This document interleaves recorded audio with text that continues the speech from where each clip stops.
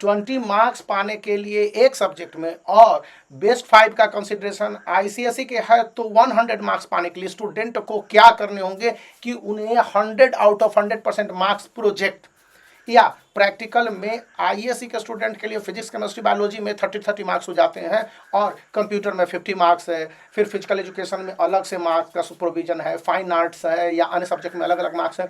तो क्या करने होंगे, अभी जुलाई का मंथ है और यह सर्कुलर इस मंथ के एंड तक यानी 31 ऑफ जुलाई तक आ जाएगा कि स्टूडेंट से प्रैक्टिकल प्रोजेक्ट या एसीपीडब्ल्यूज को किस तरह से फाइनलाइज करवाने हैं। सीआईएससी यह सर्कुलर जनरली 15 से 25 ऑफ जुलाई तक दे देता है प्रत्येक साल जो नेक्स्ट बोर्ड एग्जामिनेशन होने होते हैं। तो लेकिन इस बार थोड़े डिले होने के चांसेस इसलिए हैं कि सीआईएससी ने जिस तरह से बदलाव किया है अपने सिस्टम में और वो मल्टी डाइवर्स्ड और एनालिटिकल थिंकिंग वाले मतलब कि थॉट बेस्ड क्वेश्चंस को अप्रोच कर रहा है, इसलिए प्रोजेक्ट के सिचुएशन को भी बदला है।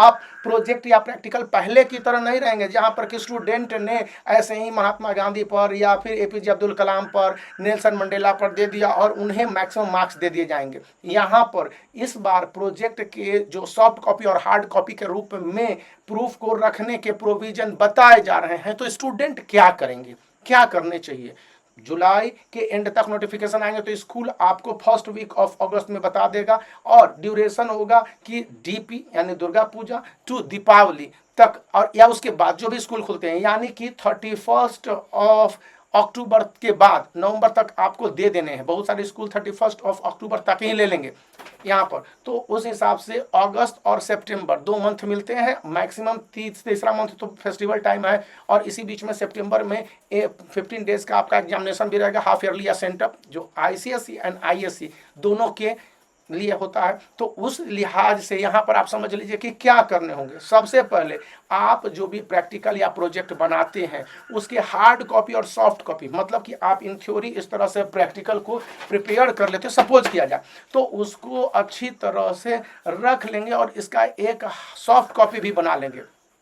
इसके साथ जब आप इसको सबमिट करते हो तो वहाँ पर टीचर के रिमार्क्स को लेना न भूलें, क्योंकि टीचर के रिमार्क्स जो भी होंगे वो एक्सटर्नल के लिए काफ़ी इंपॉर्टेंट हो जाते हैं, एक्सटर्नल और इंटरनल दोनों आते हैं। थर्ड पॉइंट है कि आप पेज को कंज्यूम करने से कभी भी कोताही न करें।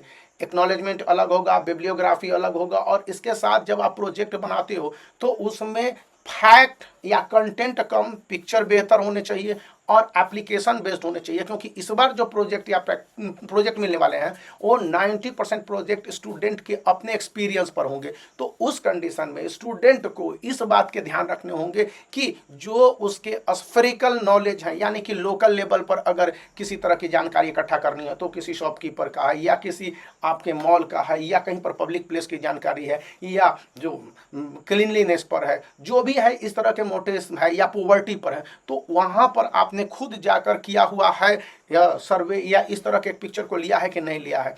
सेकंड बात कि आप जो भी ये प्रोजेक्ट बनाएंगे इसमें एआई का हेल्प या चैट जीपीटी का हेल्प, को पायलट का हेल्प आप न लें, that is the best. Second point कि स्टूडेंट अपने आउटपुट देने के साथ अपने कंक्लूजन को अपने वर्ड में दे और इसके साथ यह याद रखें कि इनके प्रोजेक्ट यानी कि आपके जो प्रोजेक्ट हैं और टॉपिक्स हैं उस पर जो भी ग्राउंड रियलिटी है उसको नोट डाउन करके अपने डायरी में रखें, क्योंकि इंटरनल आपके साथ तो फेयर मार्क्स दे तो सकता है, एक्सटर्नल क्या करेगा कि आपसे उस पर क्वेरी कर लेगा। इन बातों को ध्यान रखना है। यदि आप बोर्ड एग्जामिनेशन की तैयारी में जुटे हुए हैं तो आईसीएसई के लिए द बेस्ट 10 ईयर्स है और आईएससी के लिए भी तो आप इसका चुनाव कर सकते हैं। लिंक इस वीडियो के डिस्क्रिप्शन में है। बने रहिए, वीडियो को लाइक कर दीजिए, चैनल को शेयर कर दीजिए। एक बार फिर रिक्वेस्ट करूंगा सब्सक्राइब करना याद रखिए। Bye for now.